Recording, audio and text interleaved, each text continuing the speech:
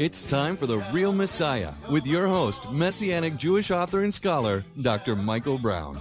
Here to open up the scriptures, answer your questions, and help you discover Israel's true Messiah. Join the discussion now by calling 866-34-TRUTH. That's 866-34-TRUTH. Here again is Dr. Michael Brown. Welcome, folks, to the Real Messiah broadcast, where we explore the Hebrew Scriptures, the Jewish Bible, where we look at even our relevant traditions, and we ask the question, is Jesus, Yeshua, the Messiah of Israel? Why is it that he is followed not just by, well, a couple of billion people worldwide who profess faith in him? God knows how many of them have real faith in him, but why is it that there are several 100,000 Jews on the planet today who believe that Jesus is the Jewish Messiah? Some came from very secular backgrounds, some from religious backgrounds, some highly educated, some not that educated, but having this in common. Their lives have been changed, often dramatically, radically changed through an encounter with God that came by means of Yeshua, the Messiah. 866-34-TRUTH, 866-348-7884. As always, I'd like to explain what that phone number is for. I do a daily broadcast 5 days a week called The Line of Fire, and on Thursday, we have Thoroughly Jewish Thursday, where folks can call in with any kind of Jewish question they have. Jewish related, it can be a question about a Hebrew word in the Bible. It can be a question about a Jewish tradition. It can be a question about news in Israel today. And we take all those questions. But on our Wednesday night Real Messiah broadcast, airing live on 570 AM WMCA all over Greater New York and via internet around the world, we only take questions that tie in with Jesus being the Messiah of Israel. And in particular, we love to take calls from Jewish people who differ with me on this, or who are genuinely seeking, or perhaps who believe in Jesus to be the Messiah, but have questions that have been raised by rabbis or counter-missionaries. So this is not just general Bible questions or even general Jewish questions. This is specifically questions about Messianic prophecy, about the claims that Jesus, Yeshua, is the Messiah. This number is for you, 866-348-7884. What we're going to do tonight is first talk about a controversy that is very much alive in New York City right now, and perhaps touches on the world in which you live personally as a Jewish person in New York. We're going to talk about that relating to the Messiah. Then I want to tackle some common Jewish objections that come our way as to why Jews should not believe that Jesus is the Messiah. And then, as always, we'll look at this week's Torah portion, Ki Tavo. This week, we'll look at that from the book of Deuteronomy and ask a question about the blessings and the curses that were promised us by God for obedience or for disobedience. So that's what's coming your way over the course of the next 50 plus minutes.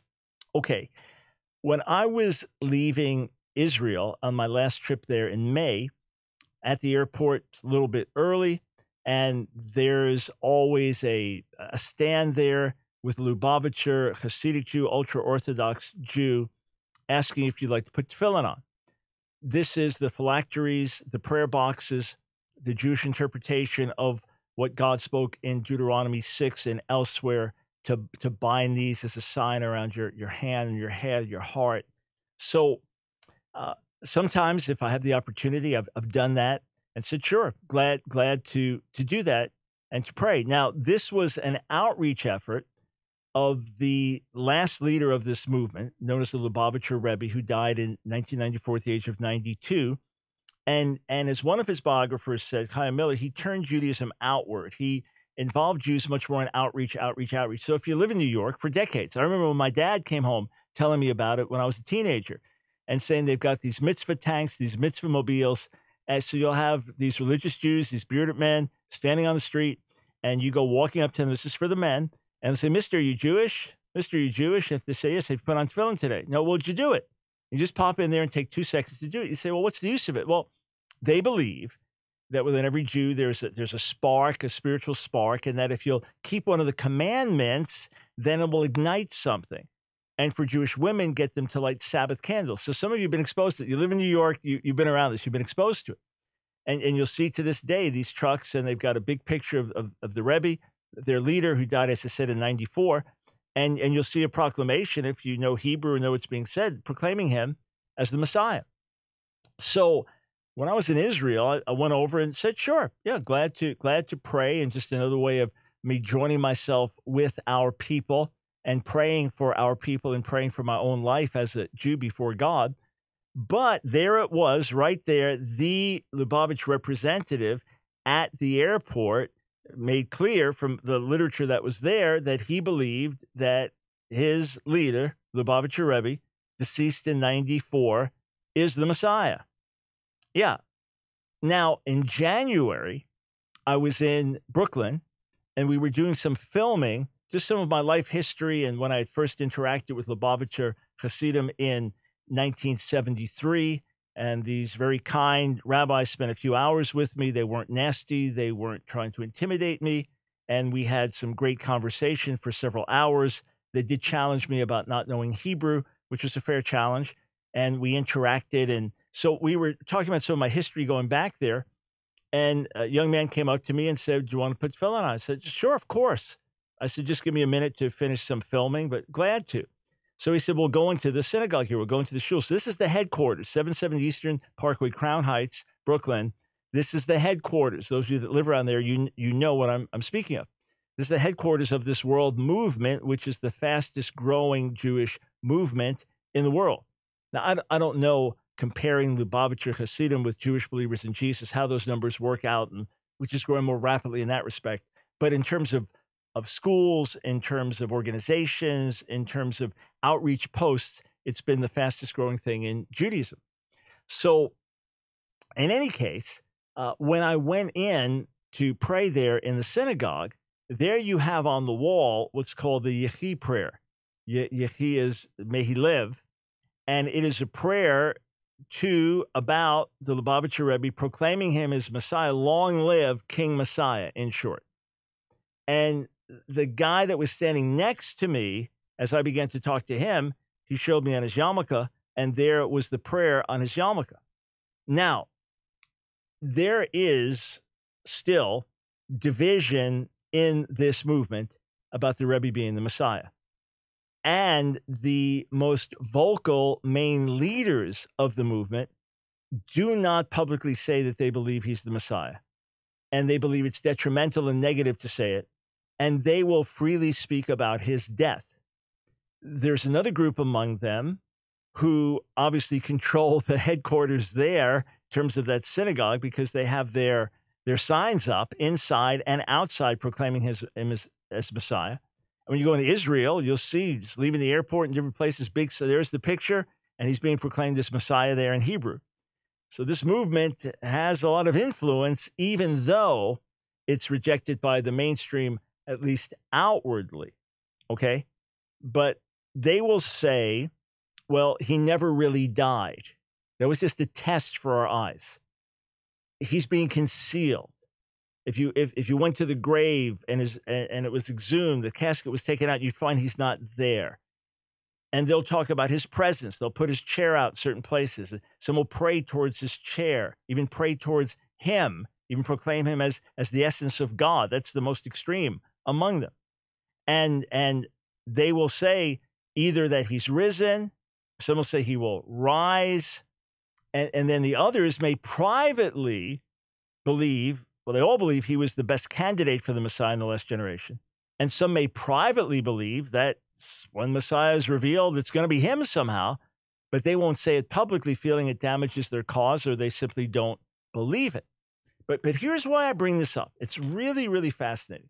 And this is on my mind because I just read another large biography about the Rebbe. I've read several. And this failed to discuss the messianic fervor that surrounded him before his death. In fact, I felt it was a fabulously, meticulously documented biography that took you painstakingly, inch by inch by inch, through his life. And then the end, the last 2 years, or after especially after first stroke and second stroke. It said almost nothing. I was utterly shocked, utterly shocked. Otherwise, a fabulously detailed bibliography, and very rich and very helpful and very insightful. But before he died, there was a mass expectation as he's now increasingly sick, and now one stroke, now a second stroke, now mute, can't speak. Any moment he's going to reveal himself. Any moment he's going to be glorified. Any moment. They had beepers in those days. Remember the beepers? They'll get the message, and there was a Mashiach hotline, 1-800-Mashiach number, and you call to find out about the Messiah and what's the latest news. And he's going to reveal himself. They fervently believed that.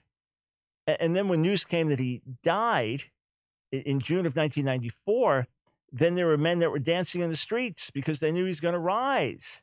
And then when the morning set in, there were others saying, no, he didn't really die. But the reason that I want to bring this up is perhaps not what you're thinking. It's not to argue from traditional Jewish sources, can the Messiah be one from the dead? There's a famous Talmudic passage that says if he's among the living, he'd be someone like this. If he's from the dead, he'd be like Daniel or David. So the argument is, well, the Messiah could be someone from the dead. And then the mainstream argument would be, no, of course not. If the Messiah dies before he completes his mission, that's how you know he's not the Messiah. Otherwise, if you want to argue someone can die and rise, then that's what Christians have been arguing for centuries. Here's what I want to emphasize to you, though, okay? As devoted as his followers are, as intensely, fanatically devoted as some of his followers are, I'm talking about, in some cases, parting for him to walk through their midst as if he's there, okay? Like they used to do when he was physically there. I mean, praying to him and saying he sustains the universe. Some of the most extreme among the Lubavitchers. And maybe you're listening and that's what you believe, but you can't say it publicly. Maybe you do say it publicly because you're that fervent about it. My point is this. I know of no claim where they have said they saw him physically alive in the flesh. Some will say he's spiritually with them. Some will say his death was a physical test. But I personally know of none who say, oh, yes, he physically rose from the dead. And there were 5 of us in the room with him. And we ate with him. Not a spiritual presence, not he's with us in spirit or we can feel him or we know that a righteous man never really dies and he goes to be with God. No, not that. But saying that he physically rose from the dead. All the accounts I've read, and I've been reading more and more recently for a project I'm putting together, not a one of them says, oh, yes, we saw him rise from the dead. Now here's something really, really interesting. If you have a question for me, again, relating to Jesus being the Messiah, you may be a follower of Jesus already, but you've had some questions raised about Messianic prophecy and you need some help. You may be a seeker and you think, what can I do? You just do it anonymously. You don't have to say where you're calling from or anything. Or you may really differ with me and you may want to challenge me. I'll take those kind of calls. 866-348-7884. Okay. So the reason I emphasize this is simple.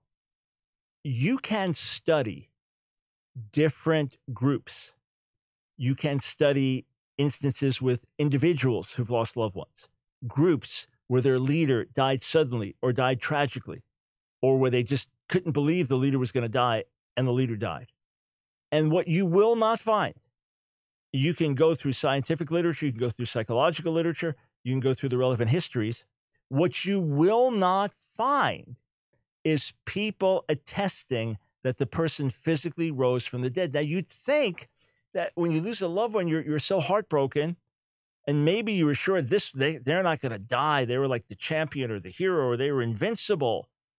They're not going to die. And when they die, it's such a shock. You would think cognitive dissonance or being in denial or having to come up with some kind of other notion that this would be widespread, that people would say, yes, Mom rose from the dead and we were sitting and having dinner with her.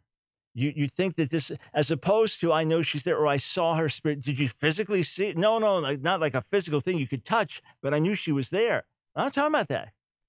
But a mass hallucination where people are literally convinced that that person is physically risen in their midst.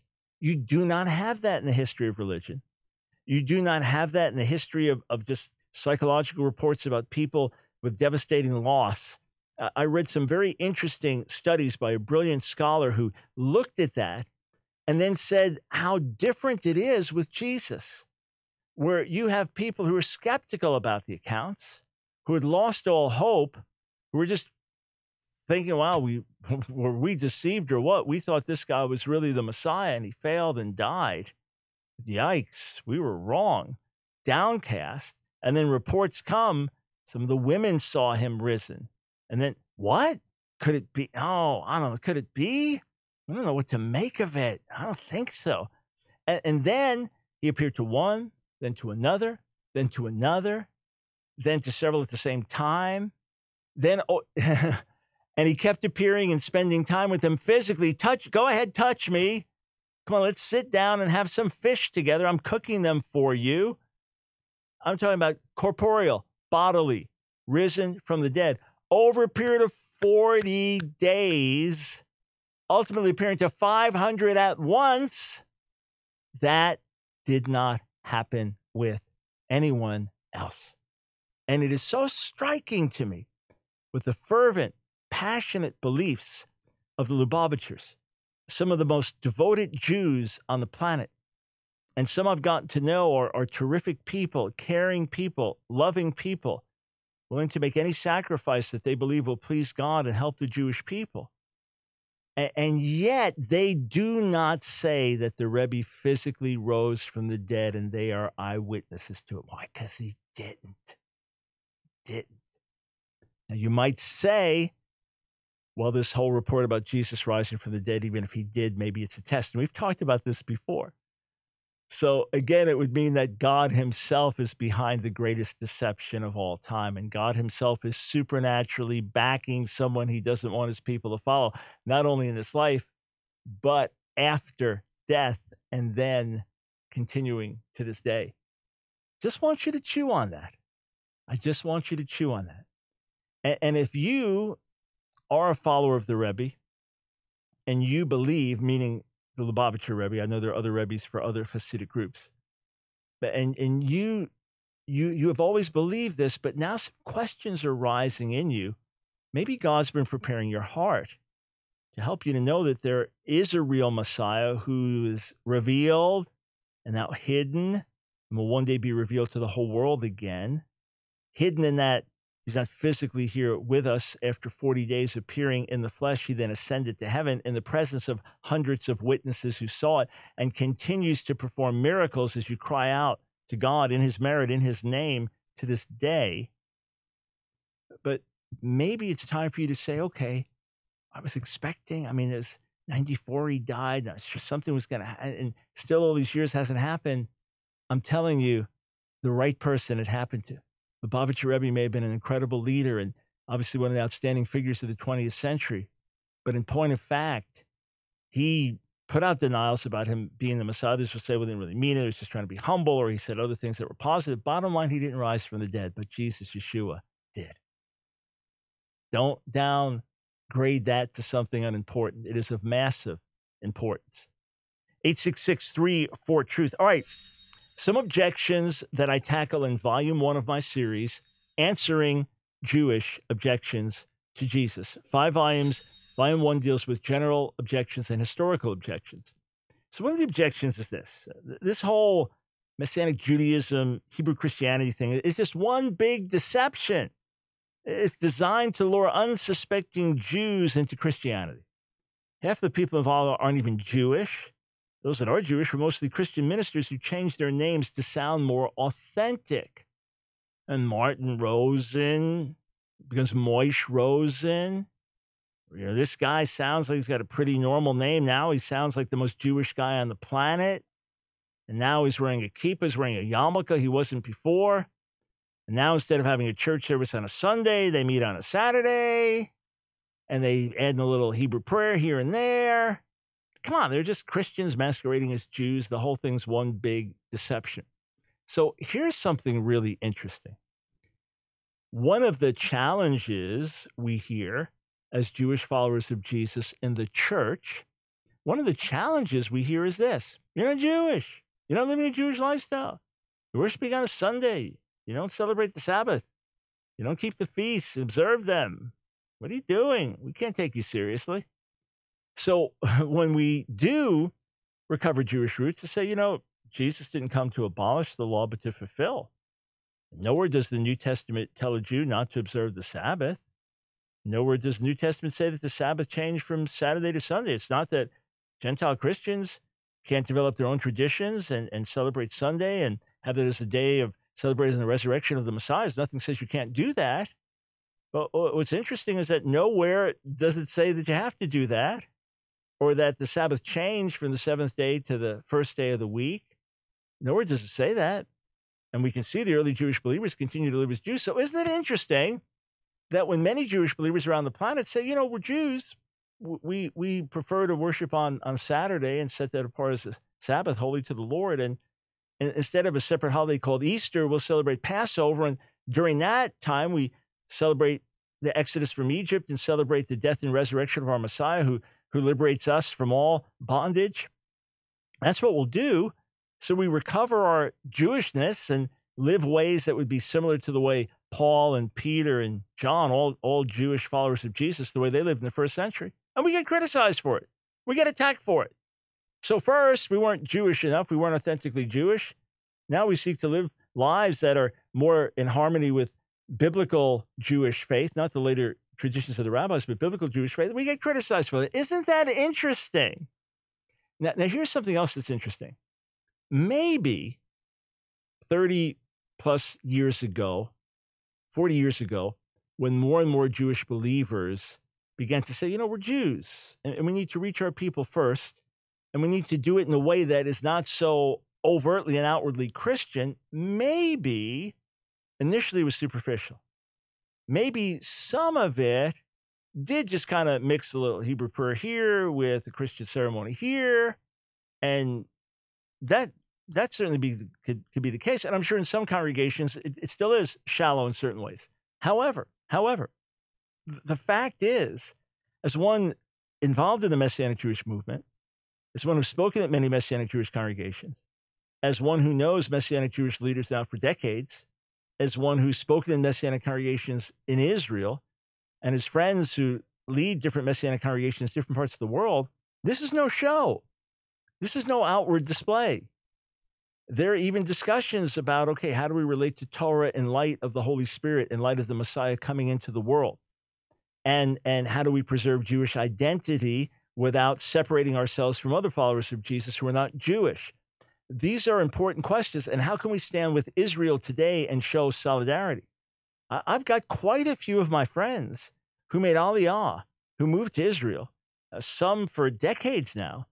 I'm talking about Messianic Jews, Jewish followers of Jesus, and they did it not first and foremost saying, I have to go there and missionize my people, but they went first and foremost saying, I'm a Jew and I'm called to be there with my people Israel and to live and die together with my Jewish people.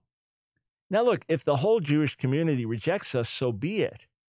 If people in the world reject us, so be it. Our Savior and Messiah was rejected. The prophets were often rejected. We're not here for the praise of man. I'm simply telling you the truth. And I've told this to my to my non-Messianic Jewish friends for years now, rabbis and counter-missionaries, and they know if they're able to check out a Messianic Jewish conference and look at the program, a lot of it has to do with our calling as Jews. Now, please understand me. You see me here. I don't have a long beard. I don't have the side curls, the payas. I'm not wearing a yarmulke. Okay, I don't have the white tzitzit, the white fringes that a traditional Jew would have. I'm not trying to look like a rabbinic Jew. I'm not putting on some outward show. I'm not trying to be anything other than I am. I'm simply telling you my relationship to God as a Jew remains important, and it is part of who I am as a follower of Yeshua the Messiah. It is not something that was done away with, but rather enhanced as being one of his followers. Let me hit the clock. I've got time for another objection or two. Another objection that follows on the heels of this that I deal with in Volume 1. You don't seem to get the point. The fundamental problem with Christianity is that it's not Judaism.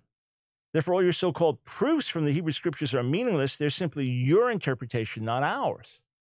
Yeah, I understand that battling over prophecies, does the Tanakh, do the Hebrew Scriptures prophesy about the Messiah? Do they accurately point to Jesus? And of course, I'm quite sure that they do, and I've given my life to that belief. But I understand there are bigger issues, that the Christian faith is very different than the Orthodox rabbinic faith. And to dig this down more specifically, the Messianic Jewish faith is very different than the traditional rabbinic faith. I don't differ with that at all. I agree with that, in fact. I would say fundamentally, though, that you're missing the issue. The issue is that the rabbinic faith, with all of its beautiful traditions, with the many great leaders that it's had, with its ability to keep our people together, all with God's help, obviously, he's ultimately kept us together. That with all that, it has not been the biblical faith. It has been the result ultimately of human tradition.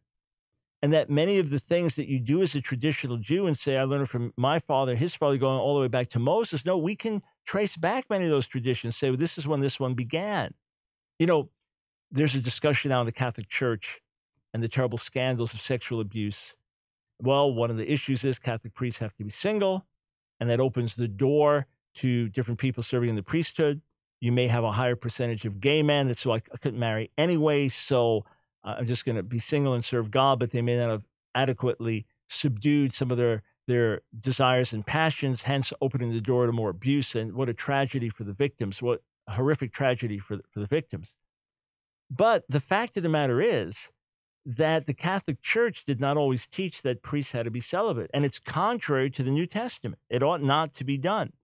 But many Catholics think of it as if it's always been like that through all of Catholic history and right back to the New Testament. False on both accounts. It's not through all of Catholic history, that's one. And two, it absolutely does not go back to the New Testament as a rule for all clergy or ministers. Absolutely not.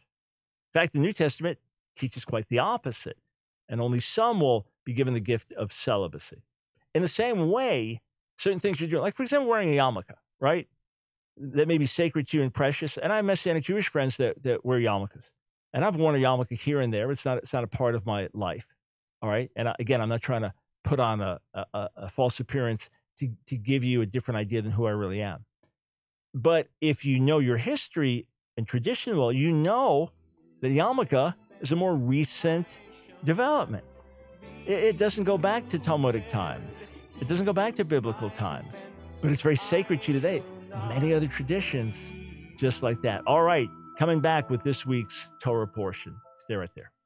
Hey friends, this is Michael Brown. You know, over the years, going on almost 50 years now of interacting with our Jewish people about Jesus, there's so many objections that have been raised. I wrote 5 whole volumes, over 1,500 pages, on answering Jewish objections to Jesus, and then recorded a 22-hour lecture series on the same subject. But that's a lot of material to take in. I want to put something in your hands absolutely free. If you are a Jewish person wanting to find out the truth about Jesus the Messiah, I want to put this book in your hands absolutely free. It's a mini book. It's an easy read, but it's a page turner. Each new page you'll be wanting to turn the next. It's called 7 Secrets of the Real Messiah. You can get it as a mini book in paperback, or you can get the ebook. Now here's how you get it. Go to my website, realmessiah.com. That's realmessiah.com, and click on the free ebook offer, and then explore the website. You'll find testimonies of other Jewish people who believe in Jesus the Messiah. You'll find teachings we do on the feasts and holy days, and rabbinic literature and insights from there into Jesus being the Messiah. We even have a synopsis of major objections with video and written answers, all waiting for you at realmessiah.com. Get the free mini book today. He shall reign over all the earth. It's time for The Real Messiah with your host, Dr. Michael Brown. Join the discussion now by calling 866-34-TRUTH. Here again is Dr. Michael Brown. Thanks, friends, for joining us on today's broadcast. Hey, if you have a friend, Jewish friend that does not believe as you do, refer them to the broadcast. Say, hey, tune in and watch. Tune in and listen. Anywhere in New York, just flip on 570 AM, 9 to 9:55 New York time, every single Wednesday night. You say, oh, I'm busy then, or I've got some game with the kids, or hey, no problem. We archive this on YouTube. In fact, if you're on YouTube, you can see me right now, or on Facebook. So it's the Ask Dr. Brown page on Facebook or on YouTube. Every week's show is archived. You can go back and watch it, but share it with a friend. Say, hey, check this out. What do you think about this? And perhaps it'll be a seed planted that will open their heart and open their mind. All right, this week's Torah portion, again in the book of Deuteronomy, as we are coming now to the end of the annual cycle, and as we come into the high holy days on the Jewish calendar that we'll be talking about in the days ahead, we come to the portion Ki Tavo, when you enter, when you come. And it's talking about coming into the land of Israel, taking the land of Canaan. And there are certain things that they are to do, our people are to do.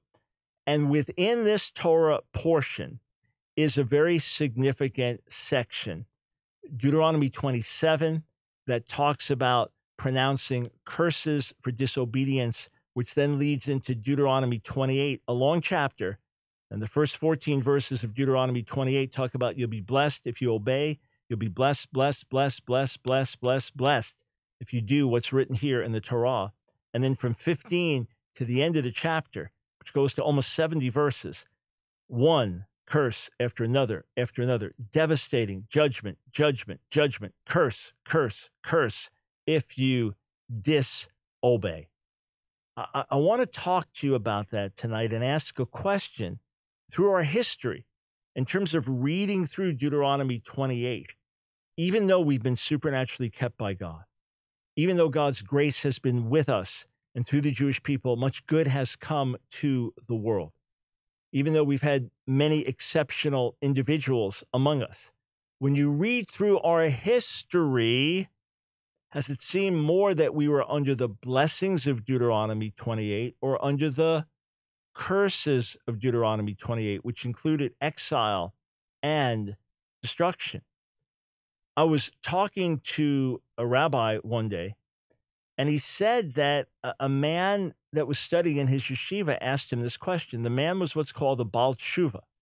Baal Tshuva is someone who was not raised in a religious home, but then became religious later on. Now, it obviously could be someone that was religious straight and came back, but it's normally used, literally a master of repentance, that this is someone who was not raised in a traditional home or, again, perhaps strayed, but has now come back. They are now living a traditional Jewish life. So they haven't been raised with all the traditions. They haven't been raised with teaching of Jewish faith in a deep way all their lives. It's something that they acquired later on in life. And this gentleman, who was Baal Tshuva, asked this rabbi I know, why does it seem that through our history we've been more under the curse than under the blessing? Now, let's take a look at the last verse of Deuteronomy chapter 27. Deuteronomy chapter 27, verse 26 says this: Arur asher lo yakim et divrei haTorah hazot la'asot otam va'amar kol ha'am, amen. So cursed be he who will not uphold the terms of this teaching and observe them, and all the people shall say, amen. All right. This is pronouncing a curse, and the nation is to say amen to it. And the curse is based on this: if you will not uphold all the terms of this teaching, the specific covenantal stipulations that God has given, you will be cursed as a nation. And the people are to answer this, amen. Now, when you get into Deuteronomy 28, it's much, much longer. And it starts in 28:15.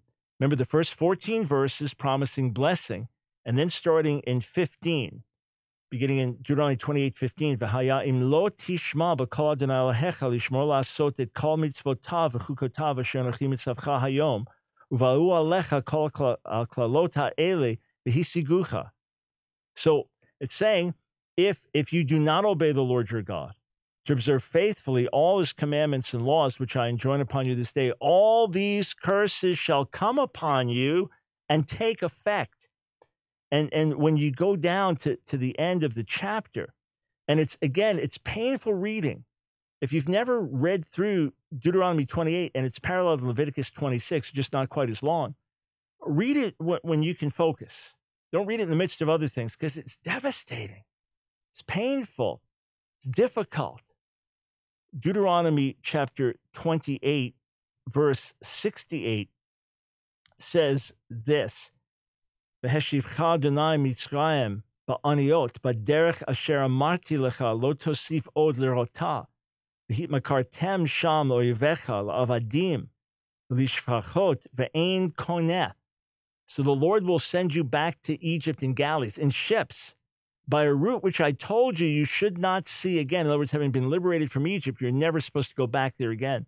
There you shall offer yourselves for sale to your enemies as male and female slaves. In other words, they'll be so bad, you'll say, somebody buy us. But none will buy. None will buy. And there are a couple of different points in the history of Israel and the Jewish people where scholars say, yeah, this would be an excellent time where that prophecy could have been fulfilled, where our people were sent in ships into Egypt to be mistreated. And there we wished we could be someone's slave, but no one would buy us. Here's my question, though. Why is it that we have been out of the land as a nation more than we've been in the land? And even today, with 6 million Jews in the land, even now, we still have over half of the Jewish population of the world outside of the land of Israel. And if you go back through our history, through the bulk of our history, we've been out of the land more than in the land. So there's a debate about when to date the Exodus. The older dating would put it around 1440, 1450 BCE, before the time of Jesus. A later dating would put it about 150 years after that. But let's go with the earlier dating, all right? So we finally come into the land around 1400, and then we're in the land, 500 years or so? I'm just using the roughest of numbers. Before the kingdom splits, after Saul, David, Solomon, Rehoboam, now kingdom splits. Now you go to about 721, 722. So we've been in the land 700 years, and northern tribes get exiled and have been exiled ever since as a large people group.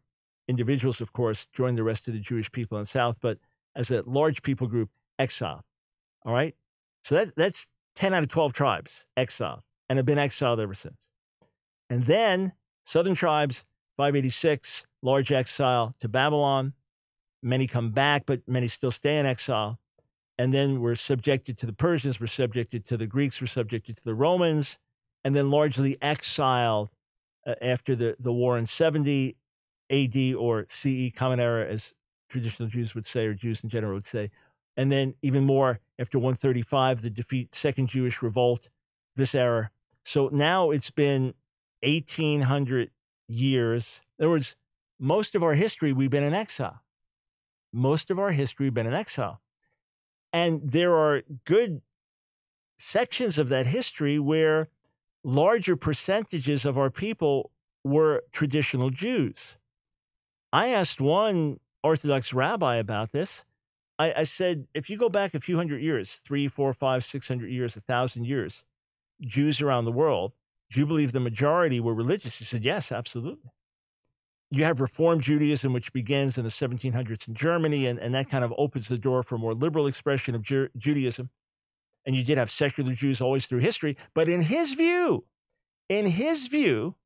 you had the bulk of the people were traditional Jews.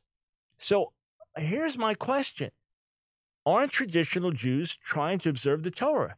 Now, I could challenge it and say that Deuteronomy tells us twice, don't add or don't take away. And much has been added to the Torah, even as Deoraita. According to the law in Judaism, much has been added, and then all the traditions of the rabbis. So I could say, well, as zealous as you are, you've added, and that's a sin. Well, you're challenging, well, I've taken away, and we'll go back and forth on that. But I just want to raise a question for you to think about. Could it be that part of the reason that we're in exile is not just violation of Torah, is not just having our hearts divided by the idols of the age, is not just falling short in different ways, because I know many traditional Jews are tremendously zealous about observing every word of the Torah and every word of the oral tradition. Of course, they fall short as human beings. None of us love God perfectly with all of our heart, mind, soul, and strength 24/7. None of us love our neighbors ourselves perfectly 24/7. But I know many who are very, very zealous to the core of their being, and yet we're still in exile. So something is fundamentally wrong somewhere. The temple, destroyed in the year 70, has still been destroyed. And of course, I brought this up on previous Real Messiah broadcasts, but I'm bringing it up again here.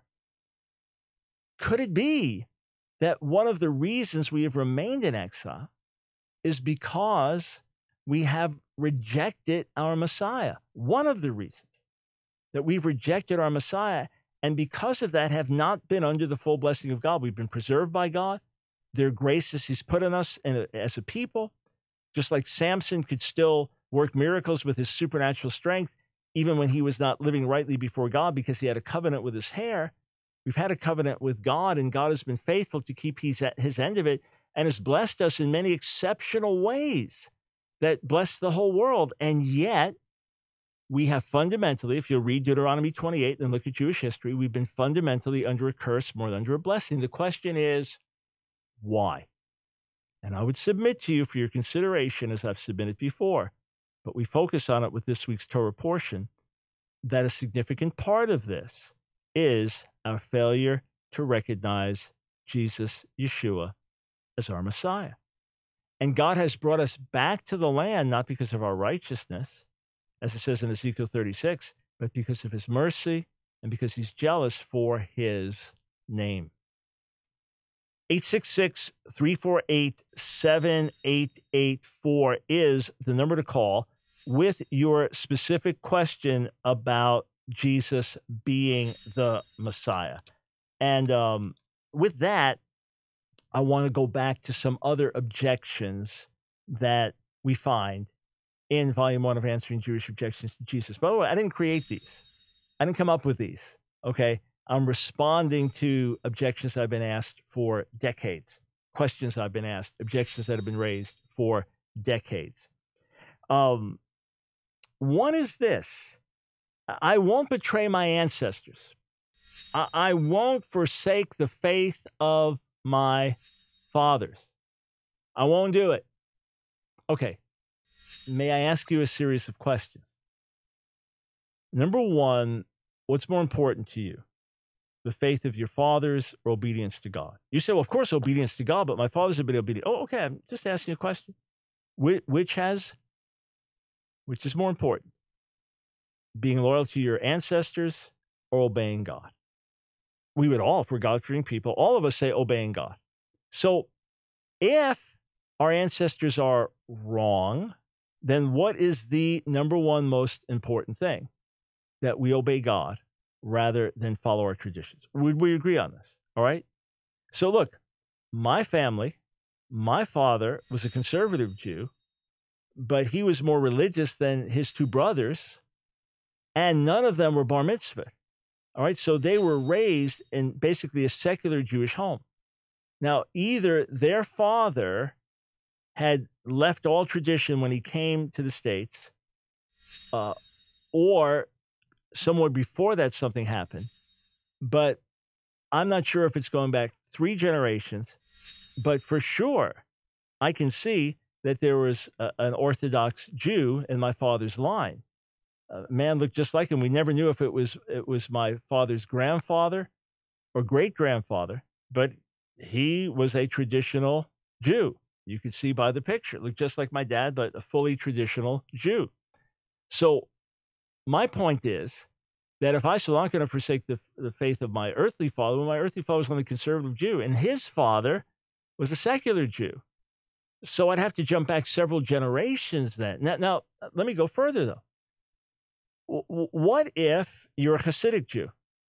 You are a Satmar. You're a Bobov. You're a Belz. You're a Lubavitch. You're a Ger. What if you're a Hasidic Jew? You know that you follow the teachings of the Baal Shem Tov, who lived in the 1700s.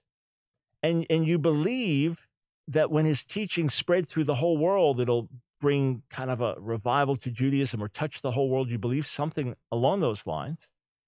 But you know also that the movement of the Baal Shem Tov was deeply rejected, that the leading authority of the day, the Vilna Gaon, who lived from, 1720 to 1797, excommunicated the Hasidim. You know that. You are aware of the fact that some of the early founders, if you're Lubavitch, you know some of the rejection that was experienced by the author of the Tanya, the founding Lubavitcher Rebbe, Shneur Zalman, Liadi. You know these things.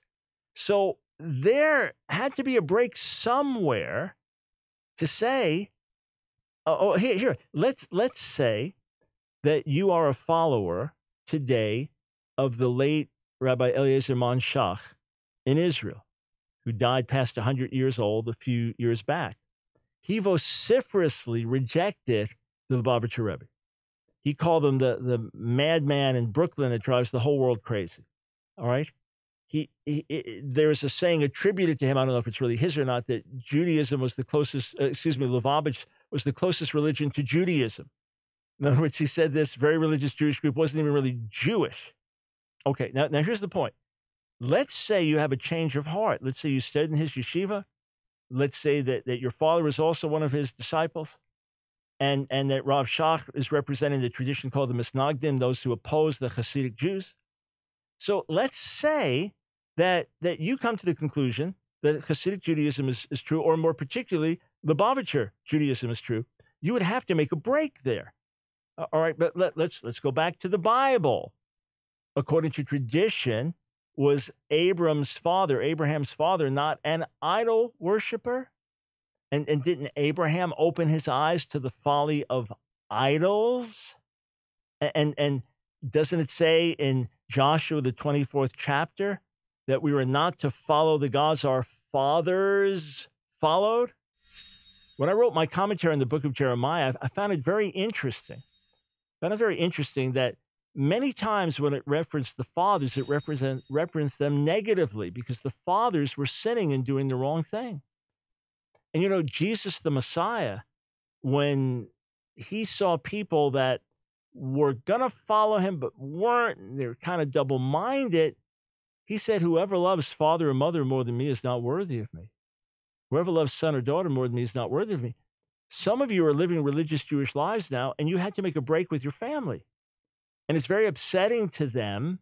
You don't want the grandkids, your kids, to go and spend time with your folks because they have a secular Jewish home, and you don't want it to be a negative impact. So you think, as much as you love your parents, that they're going in the wrong direction, so you've had to make a break. The point is, you must act on your conviction, whether it's going from Hasidic Judaism to a different form of Judaism, whether it's going from secular home to a religious home, whether it's following in a new stream of Jewish expression, Reform Judaism, or whatever it is, you ultimately make a decision that this is truth and this is right in God's sight and have to follow it whatever the cost. So I want to tell you, if you're a religious Jew in particular, there's a high cost in following the Messiah. There is. But he also gives this parable. Yeshua gives this parable. And millions of people around the world can attest to its reality. He says the kingdom of God is like treasure hidden in a field. And when a man found it, he went out and sold everything he had to buy that field. And the kingdom of God, God's spiritual kingdom, is like a pearl of great price. And when a merchant finds it, he sells everything he can to buy that pearl. So that pearl. So let me break this down for you. All right. Let's say that there was a field for sale next door. All right. Somewhere listed for sale. I have no clue who's got it for sale, but piece of property, it's $100,000. And basically, if you sold your house, sold your car, sold your possessions, you could scrape together $100,000 cash. So it cost you everything you have. But you discover that underneath that property is oil. And the oil well, once it's opened up, is going to bring in $1 million a year. Or you discover that there's a hidden treasure there and that it's going to belong to whoever buys the property. It's hidden there generations ago, not owned by the person that owns the property now. You discover that, and you find out that treasure is worth $5 million. You're laughing all the way to the bank. You're like, what? 100,000 for $5? Are you kidding me? You can't believe it. Same way, the pearl of great price. You find that pearl that the whole world has dreamt about. You find it's like, I'll sell my boat, sell my business, get that pearl. I'll be the richest man in the region when I have it. The point is, yes, you might suffer for following Yeshua. Let me put it on the table. The more religious you are, the harder it will be. But the discovery, the life you'll find in him. I just got an email from a gal in her 20s now that grew up in Satmar. She was the youngest in her family, and big family, generations of rabbis, things like that, ultra-Orthodox, and ultimately broke away and has found new life in Jesus, and the peace and joy she's experiencing are absolutely worth the challenges and the hardship and the rejection she had to go through. In my life, I was a drug user. You know my story. I was playing drums in a rock band, shooting heroin, using LSD. And the thing is, I love getting high. I love doing drugs. I love playing rock music. I love going to rock concerts. I love the lifestyle I was living. And yeah, a couple of downsides to it, but I hadn't been arrested yet. I hadn't killed myself with an overdose. I hadn't experienced all the negative effects of drugs. Oh yeah, my life was being destroyed, but I thought I was having a great time. That's my point. I was not looking for a way out. I was looking to keep doing what I was doing. 16 years old, thought I was cool. And when God showed me the ugliness of my life, now in my case, my sin manifests in drug use and anger and rebellion and pride and immorality. For someone else, their sin manifests in a self-righteous spirit or legalism or in some other way, all right? That was just my expression of sinfulness. But I didn't want to give that up. I did not want to give that up. I fought it. But when I encountered the love of God and the Messiah, when I experienced the forgiveness of sins and the removal of guilt, totally gone because of what Messiah did. When I experienced a joy that was different than any drug high I ever had in my life, and I realized this is of a qualitative difference, I left that stuff behind like it was dog food. Things that were so important to me, things that were so precious to me, that was my whole identity. When I met the real Messiah, goodbye to that junk. And the only language I had to express it, I would tell my friends in high school, so what are you doing? You're doing drugs, you're this, you're that. You want to be a rock star, and now you're going to church, and what are you doing? And the only language I had to express, I said, hey, I was eating dog food all my life, and I tasted the steak. Tamu uru kitov Adonai. Taste and see that the Lord is good. Taste and see that the Messiah is good. Taste and reaching the lost sheep of the house of Israel. Right now, take a moment and go to Ask Dr. Brown, askdrbrown.org, and click on Donate.